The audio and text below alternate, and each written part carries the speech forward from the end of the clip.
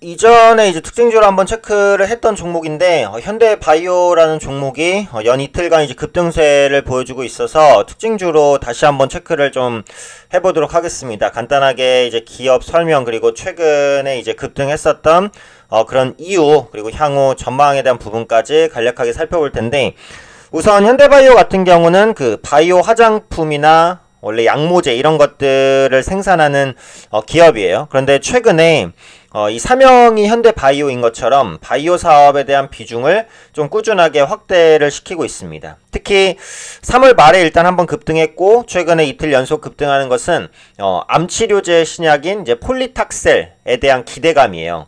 이 폴리탁셀을 그 췌장암 동물에 투여한 결과 부작용인 체중 감소 없이 암 조직이 3열 수준까지 감소했다는 모멘텀에 3월 말 급등을 했고, 오늘 같은 경우에는 임상시험이 좀 시작되지 않을까라는 기대감에 또 추가적인 급등을 어제부터 이어가고 있다라고 보시면 될 것 같습니다. 그래서 주가를 보시면 그 3월 달에 이제 한 차례 급등이 나왔고, 최근에 이제 두 번째 급등이 나왔어요. 그래서 첫 번째 급등이 나왔을 때는 앞서 말씀드린 대로 암치료제인 폴리탁셀, 이게 이제 그 췌장암 치료제인데, 췌장암 통밀 투여 결과 부작용 없이 암조직 3열 수준까지 갔다.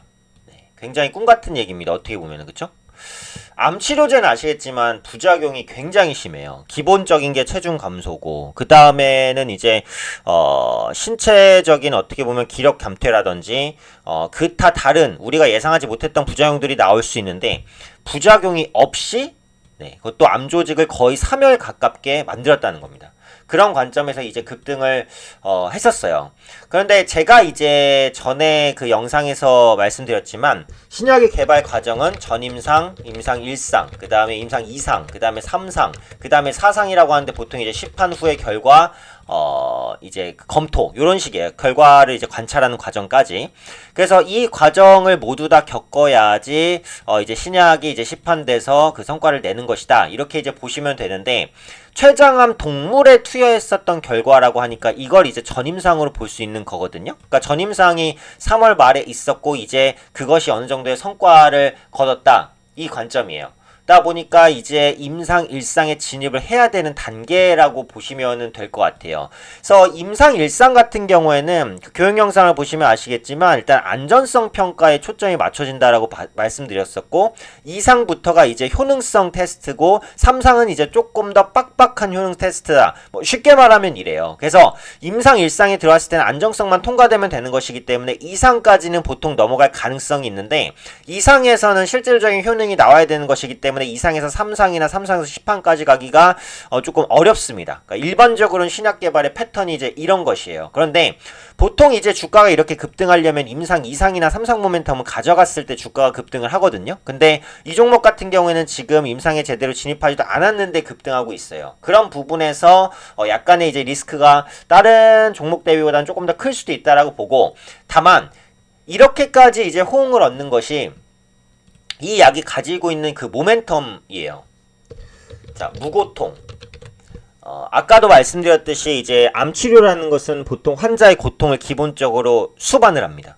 그런데 이 폴리탁셀 같은 경우에는 고통이 없다라는 부분들이고, 두 번째, 부작용도 없다라는 것. 네, 굉장히 깔끔한 거죠. 무고통이고 부작용이 없다면 그것만큼 좋은 약이 어디 있습니까, 사실은. 그쵸? 신약 중에서 괜찮은 신약도 부작용이라든지 아니면 고통이 수반된다라는 부분 때문에 실제로 처방하지 못하는 것들이 종종 있어요. 그런데 고통도 없고 부작용도 없다라고 한다면 사실상 이제 돈 문제만 해결됐을 때는 그 신약을 쓰지 않을 이유가 없게 되는 거죠. 그 세 번째는 이제 췌장암 치료제라는 거예요. 요즘에는 이제 암이 조금씩 정복이 되고 있습니다만, 아직까지 좀 까다로운 암들은 있습니다. 그 까다로운 암 중에 하나가 췌장암이에요.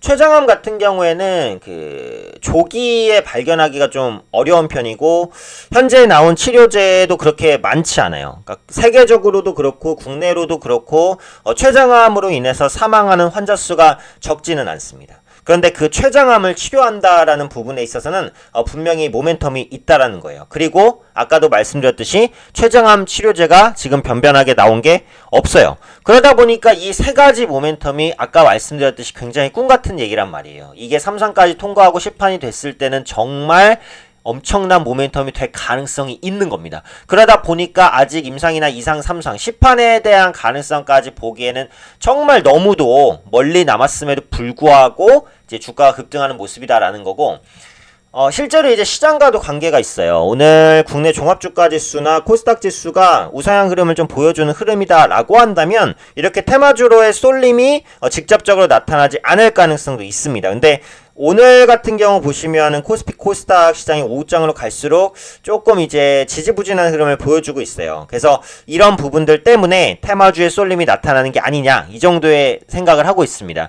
다만 이제 어제 같은 경우에는 상한가로 마감을 했기 때문에 홀딩하는 게 맞아요. 근데 오늘 같은 경우에는 일단 장대 양봉 급등은 맞는데 윗꼬리가 약간 날리잖아요.